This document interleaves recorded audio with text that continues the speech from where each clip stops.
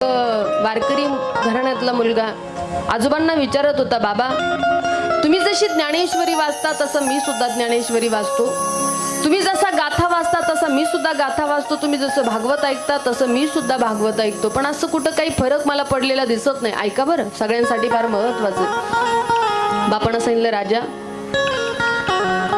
याला आता मी जर समजून सांगू गेलो ना की भगवंत आपलं अंतकरण निर्मळ करत असतो, पाप आपलं जळत असतं, याला तसं मान्य होणार नाही. काहीतरी प्रॅक्टिकली दाखवून दिलं पाहिजे. बापानं सांगितलं, राजा ही समोर जी काळी कोळशाची टोपली पडली ना, तेवढं भरून पाणी घेऊन येतो का, मग मी तुला सांगेल नंतर. त्यानं ती काळी कोळशाची टोपली घेतली, पाण्याच्या संपर्कात गेला, पाणी घेतलं, पण आजोबापर्यंत येईपर्यंत पाणी संपलेलं होतं. तुम्हाला बाबा अहो हिला सगळीकडून धारा आहे, ती कशी पाणी येईल याच्यामध्ये. नाही नाही, तू प्रयत्न करत नशील, जा बरं पुन्हा. त्यानं पुन्हा गेला, पुन्हा पाण्याजवळ गेला, भरण्याचा प्रयास केला, येईपर्यंत पूर्ण रिकामी टिपकी टिपकी कुठंतरी गळायची. अहो बाबा नाही आलं याच्यात पाणी. बाप म्हटला, रे बाबा म्हटले, अरे तू प्रयत्नच करत नशील.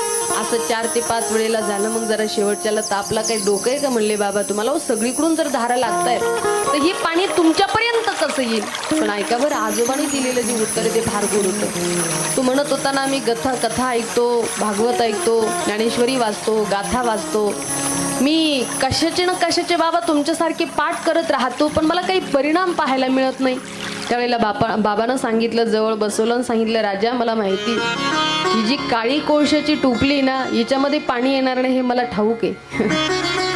परंतु तुझा जो विश्वास कमकुवत झालेला होता, ऐक, हिच्यामध्ये पाणी आलं नाही हे तू म्हणतो ते अगदी खरंय, पण जेवढ्या वेळ पाण्याच्या संपर्कामध्ये गेली, अतिशय काळी किभिन्न असलेली टोपली, तिचं रूपांतर मात्र काळे पण थोडं थोडं थोडं थोडं दरवेळेला नाहीसं झालं. आता थोडीशी पहिल्यापेक्षा हिची स्वच्छता थोडीशी वाढलेली, मतलब हे थोडीशी जी अति काळी दिसत होती आता इतकी काळी आता सध्या दिसत नाहीये.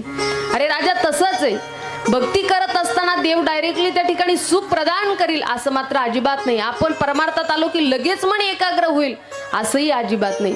पण जसं जसं आपलं पाप जळत राहील तसं तसं आपण भगवत भक्तीशी त्या ठिकाणी भगवंताप्रती आपलं प्रेम निर्माण होईल.